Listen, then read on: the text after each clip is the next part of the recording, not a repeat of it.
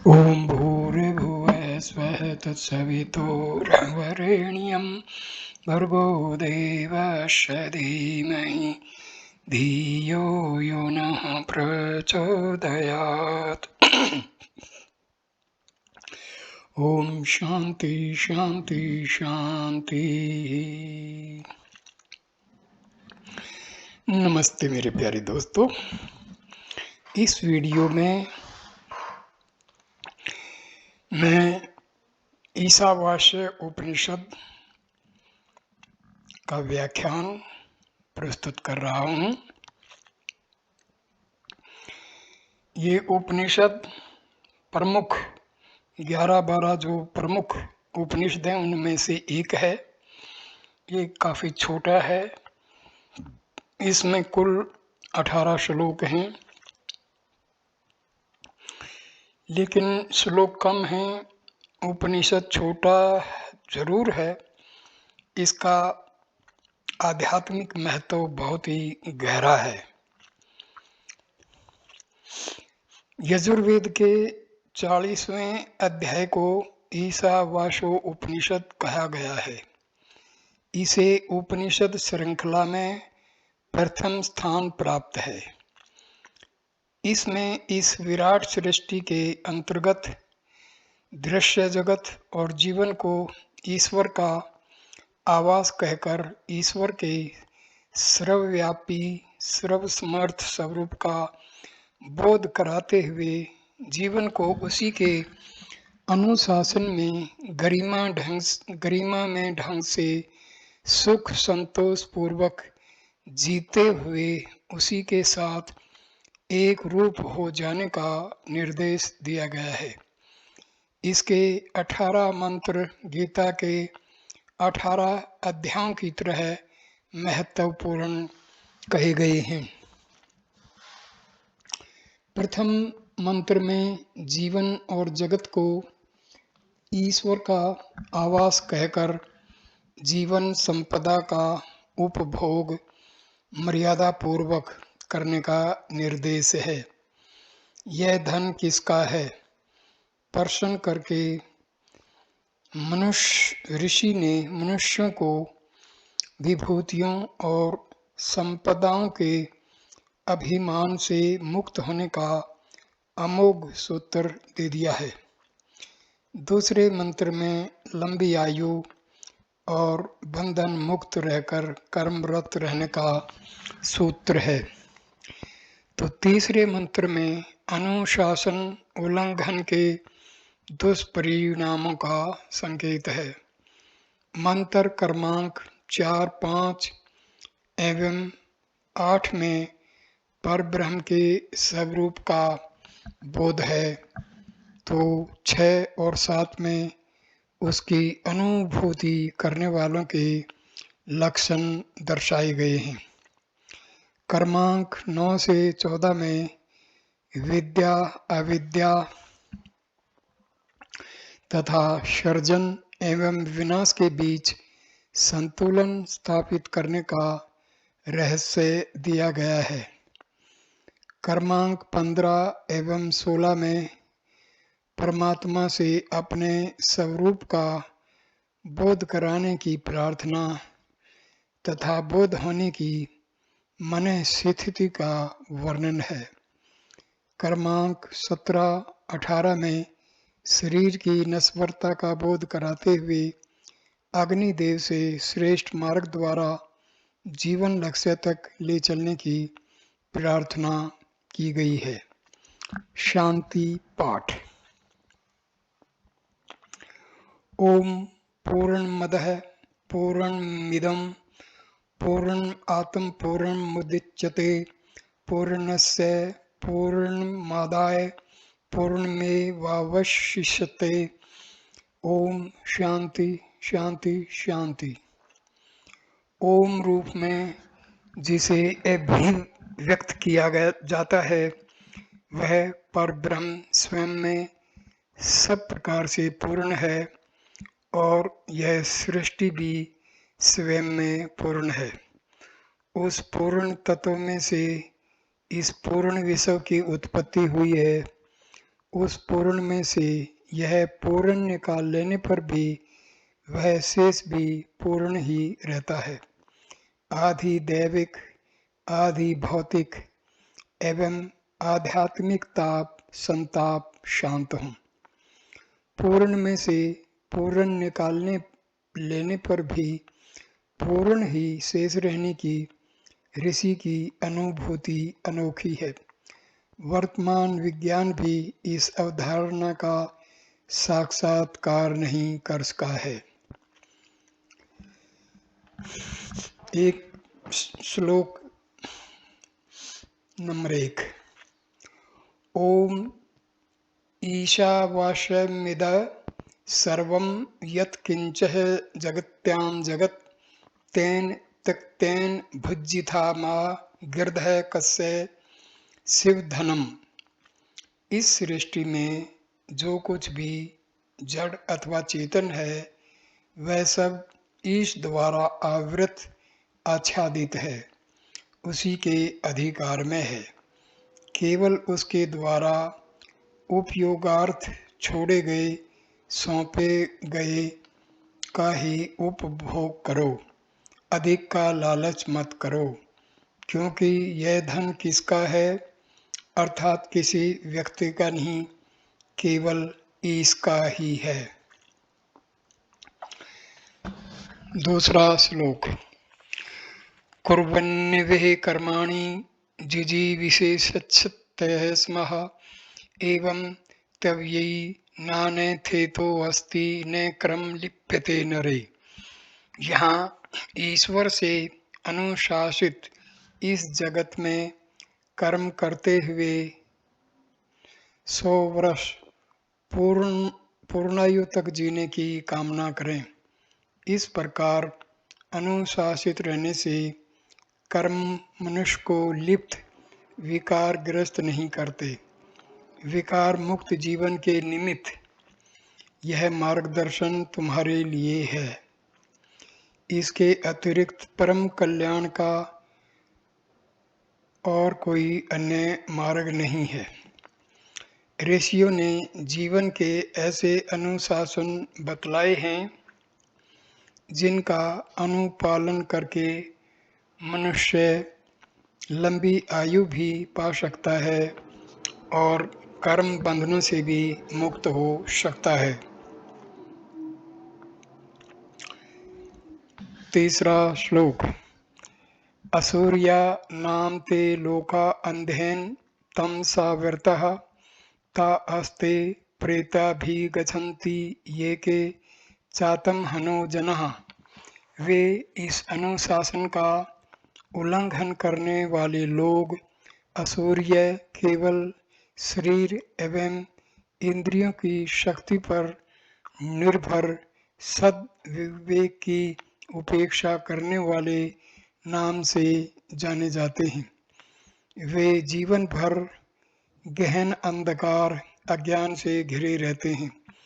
वे आत्म चेतन के निर्देशों का हनन करने वाले लोग प्रेत रूप में शरीर छोड़ने पर भी वैसे ही अंधकार युक्त लोकों में जाते हैं।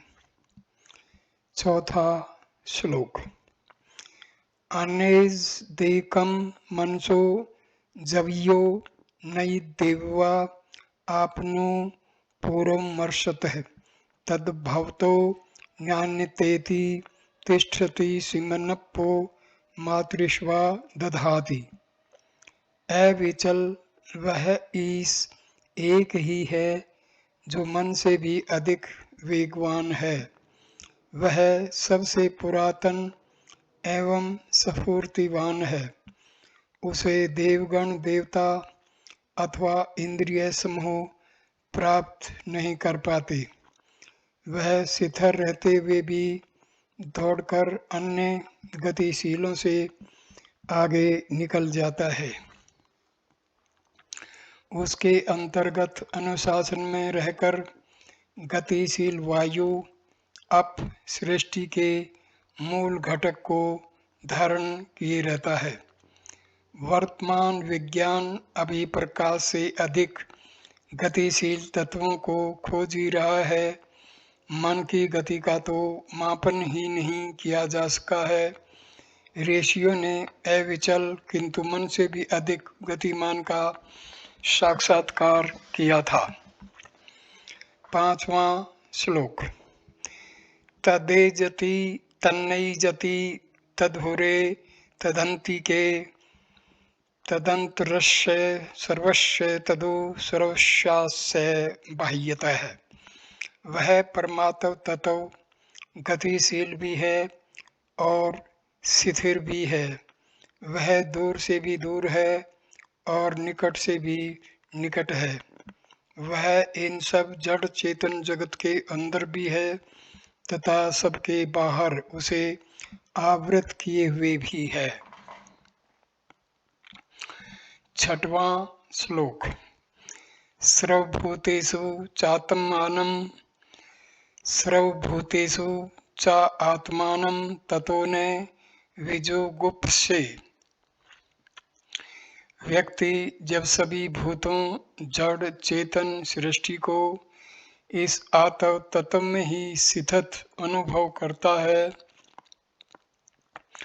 तथा सभी भूतों के अंदर इस आत्म तत्व को समाहित अनुभव करता है, तब वह किसी प्रकार भ्रमित नहीं होता। केवल पढ़े हुए ज्ञान से भ्रमों का निवारण संभव नहीं है। उसके लिए अनुभूति परक ज्ञान अनिवार्य है। 7वां श्लोक। यस्मिन् निर्वाणी भूता अन्यो मयि भूदिवजानतः तत्र को मोह कै शोक एक तव मनु पश्यतः।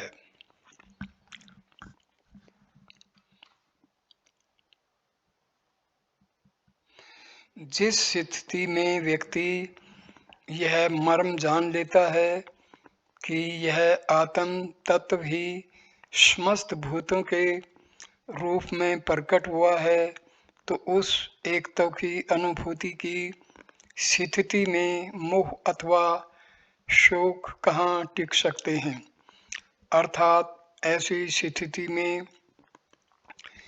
व्यक्ति मोह एवं शोक से परे हो जाता है। 8वां श्लोक। स प्रयगाच्छु कर्म कायम वर्ण सनाविरह शुद्धम पाप विद्धम कविर्मनीषि प्रभुवः स्वयंभू यथा तथ्यते अन्वेददा छावस्तिभ्य समाभ्य। वह परमात्मा सर्वव्यापी है, तेजस्वी है। वह देह रहित, स्नायु रहित एवं छिद्र वर्ण रहित है। वह शुद्ध और निष्पाप है। वह कवि, क्रांतदर्शी, मनीषी, मन पर शासन करने वाला, सर्वजयी और स्वयं ही उत्पन्न होने वाला है। उसने अनादिकाल से ही सबके लिए यथा योग्य अर्थों साधनों की व्यवस्था बनाई है। 9वां श्लोक। अंधम तमः प्रविशन्ति ये विद्यामुपासते ततो भूय इव ते तमो ये ओ विद्याया रतः। जो केवल अविद्या पदार्थ परक विद्या की उपासना करते हैं, वे घोर अंधकार में घिर जाते हैं। और जो केवल विद्या चेतना परक विद्या की ही उपासना करते हैं, वे भी उसी प्रकार के अंधकार में फंस जाते हैं। 10वां श्लोक। अन्ये देवाहु विद्या यानेदाहुर्विद्यया इति शुश्रूम धीराणां ये नस्तदिव चक्षुरे। जिन देव पुरुषों ने हमारे लिए इन विषयों को विशेष रूप से कहा है, हमने उन धीर पुरुषों से सुना है कि विद्या आध्यात्मिक ज्ञान का प्रभाव भिन्न है तथा अविद्या भौतिक ज्ञान का प्रभाव उससे भिन्न है।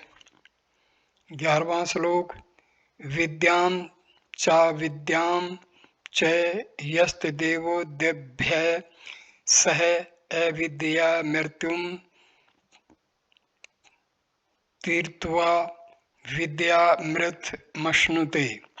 अतः विद्या और अविद्या इन दोनों को एक साथ जानो। इनमें से अविद्या द्वारा मृत्यु को पार करके विद्या द्वारा अमरत्व की प्राप्ति की जा सकती है। 12वां श्लोक अंधं तमः प्रविशन्ति ये संभूति मुपुपासते ततो भूय इव ते तमो ये ओ संभूत्यारतः। जो लोग केवल असंभूति बिखराव विनाश की उपासना करते हैं उन्हीं प्रवृत्तियों में रमे रहते हैं। वे घोर अंधकार अज्ञान में घिर जाते हैं और जो केवल संभूति संगठन सर्जन की ही उपासना करते हैं वे भी उसी प्रकार के अंधकार में फंस जाते हैं। 13वां श्लोक अन्ये देवाहु संभवादन्ये दाहुर संभवात इति सुश्रुम धीराणाम ये नस्त देव चक्षुरे।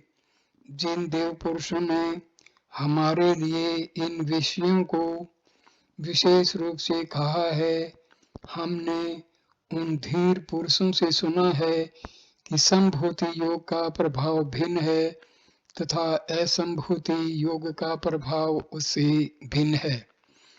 14वां श्लोक संभूतिं च विनाशं च यस्तदेवो देभ्यः विनाशेन मृत्युं तीर्त्वा संभूता अमृतमश्नुते।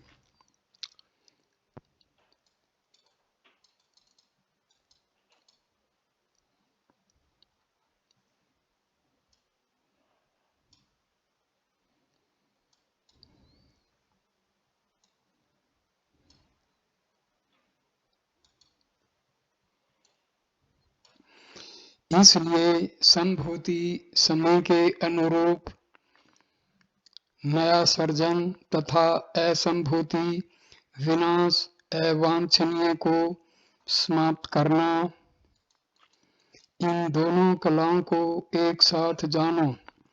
विनाश की कला से मृत्यु को पार करके अनिष्टकारी को नष्ट करके मृत्यु भय से मुक्ति पाकर तथा संभूति उपयुक्त निर्माण की कला से अमृतत्व की प्राप्ति की जाती है। 15वां श्लोक हिरण्यं येन पात्रेण सत्यसा पिहितं मुखं तत्वं पोषण पाविर्णु सत्य धर्माय दृष्टये। सोने के चमत्कार लुभावने पात्र से सत्य आदित्य मंडलस्थ ब्रह्म का मुख ढका हुआ है। हे पूषण, मुझे सत्या अन्वेषण करने वाले के लिए, आत्मा अवलोकन के इच्छुक के लिए उसे उस आवरण को अपावृत करें, हटा दें।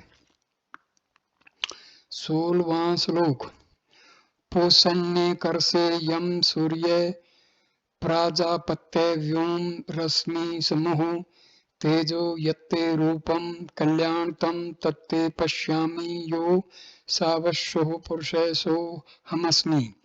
हे पोषण, जगत पोषक, हे एकागे गमन करने वाले, हे यम नियंत्रण करने वाले, हे सूर्य सर्व प्रेरक, हे प्राजापत्य सर्जनशील, आप अपनी किरणों चकाचौंध को हटा लें। आपका जो अतिशय कल्याणकारी स्वरूप है उसे मैं देख रहा हूँ, उसका ध्यान कर रहा हूँ। यह जो पुरुष आदित्य मंडलस्थ ब्रह्म है वही मैं हूँ। 17वां श्लोक। वायुरनिल मृतमथेदं भस्मांत शरीरम ओम कीर्तो समर कीर्तय समर कीर्तो समर कीर्तय समर। यह जीवन अस्तित्व वायु अग्नि आदि पंचभूतों तथा अमृत सनातन आत्म चेतना के संयोग से बना है। शरीर तो अंततः भस्म हो जाने वाला है, इसलिए हे संकल्प करता, तुम परमात्मा का स्मरण करो, अपनी सामर्थ्य का स्मरण करो और जो कर्म कर चुके हो उसका पुनः पुनः स्मरण करो। 18वां श्लोक। अग्ने ने सुफता राय अस्मा अस्विन विश्वानि देव वयुनानि विद्वान युयोध्यसं जुहुराणमिनो भूयिष्ठां ते नम उक्तिं विधेम। हे अग्रे यज्ञ प्रभु, आप हमें श्रेष्ठ मार्ग से ऐश्वर्य की ओर ले चलें। हे विश्व के अधिष्ठाता देव, आप कर्म मार्गों के श्रेष्ठ ज्ञाता हैं। हमें कुटिल पाप कर्मों से बचाएं। हम पुनः पुनः भूयिष्ठ नमन करते हुए आपसे विनय करते हैं। शांति पाठ। ओम पूर्णमदः पूर्णमिदं इति शांतिः इति ईशावास्यो उपनिषद समाप्तः। ये उपनिषद संपूर्ण हो गया। इसके साथ ये वीडियो भी संपूर्ण हुआ। वीडियो देखने के लिए धन्यवाद मेरे दोस्तों। नमस्ते नमस्ते।